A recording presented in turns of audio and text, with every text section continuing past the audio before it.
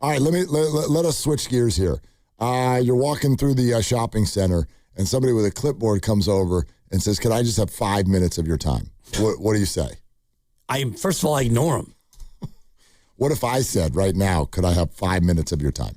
I know, and I think that you have enough credibility.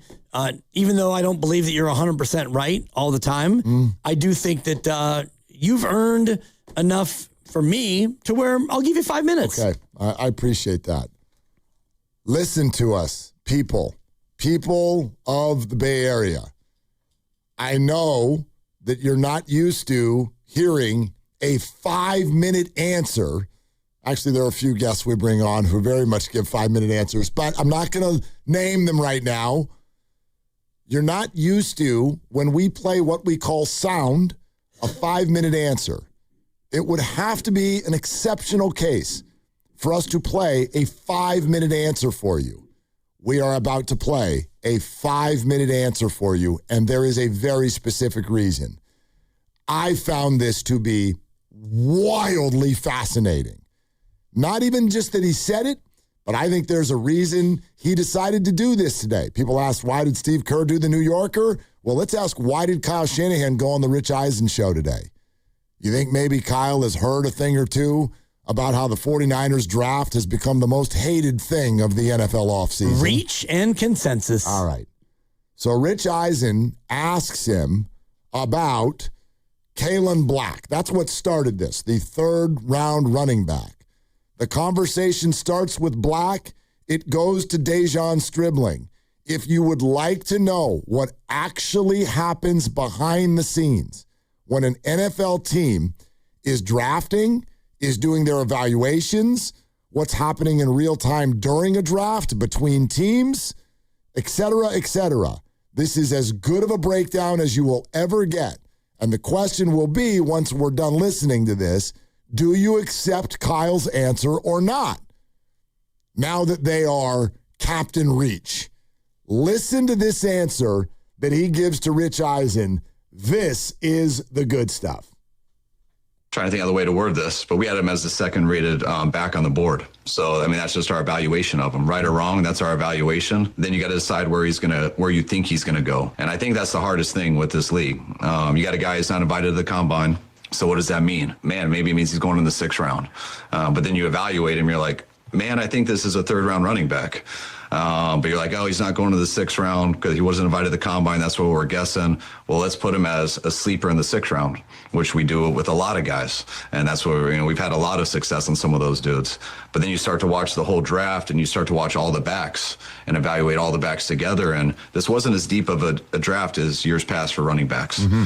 And when you look at it all and you take a census of scouts, of coaches, it's a whole process, but you start to get to April and the majority of our place is ranking him up there.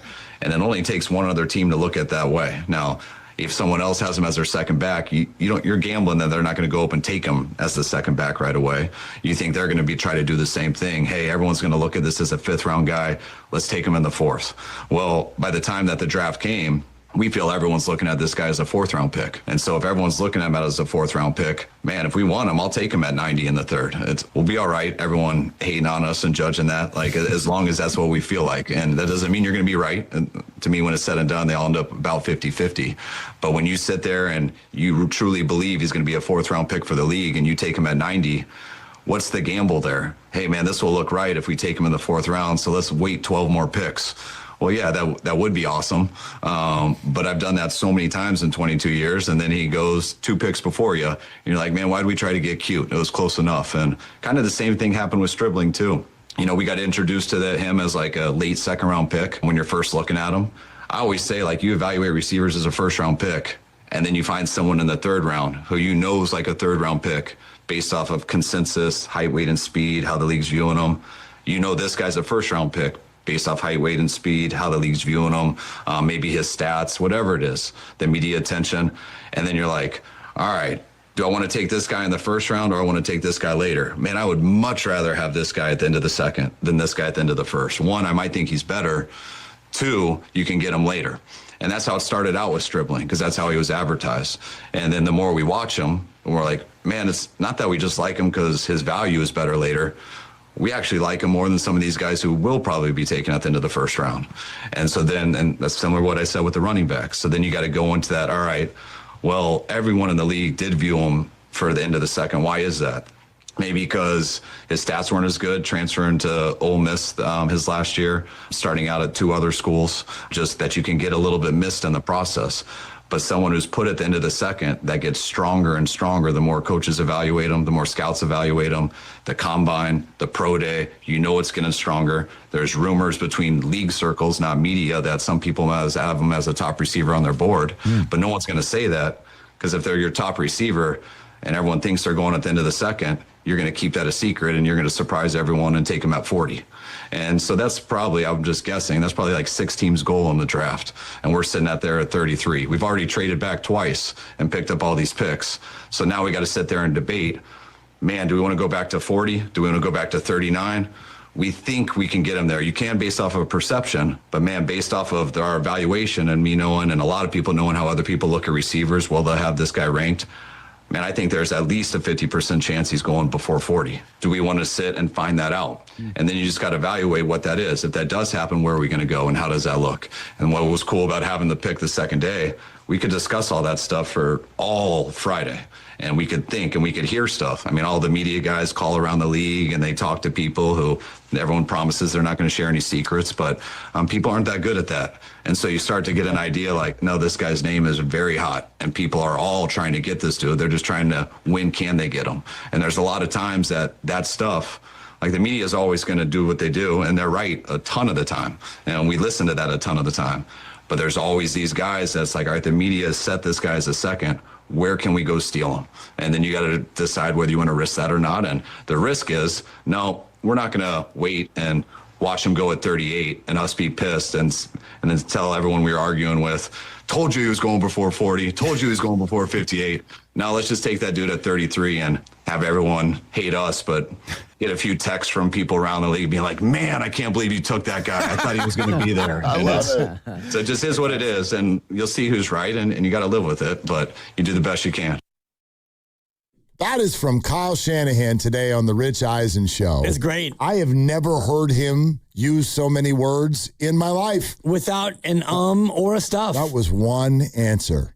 And he took you through the entire draft and their thought process on Kalen Black and Dejon Stribling. Yep.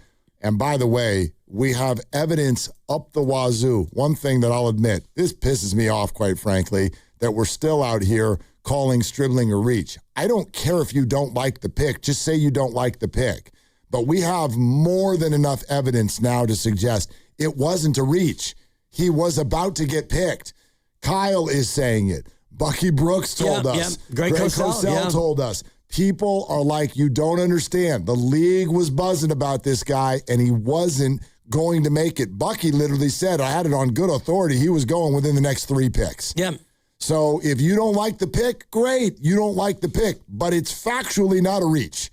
They took him when he was about to get taken. Right. And that's the guy they wanted. And he actually walked you through what we've talked about and what Greg Cosell said and what I reported back from what I learned from Dane Brugler about how, going into the draft a week or two prior, he was a late third or a fourth. And Kyle just kind of said the same thing where, you go around the league and, you look at what other teams are valuing Stribling at, and it was going to be a second round pick. And so you like the player. And I love the fact that he even admitted the reality, which is when you're picking number 33, first pick in the second round, you have all night after the first round is over and all day leading into it to really think about it and kick it around. And he even said that, you had a chance to talk about it all day. And he was going to be a second round pick, and you didn't think that he would last to 58 for sure. And so you had to decide whether or not you would be willing to withstand the media criticism if you reached and took a guy at 33. And so they did it. And we knew that there were offers for them to move down. They thought about it. They decided he wasn't going to be there. They took their guy, and now we wait and find out who was right and who was wrong.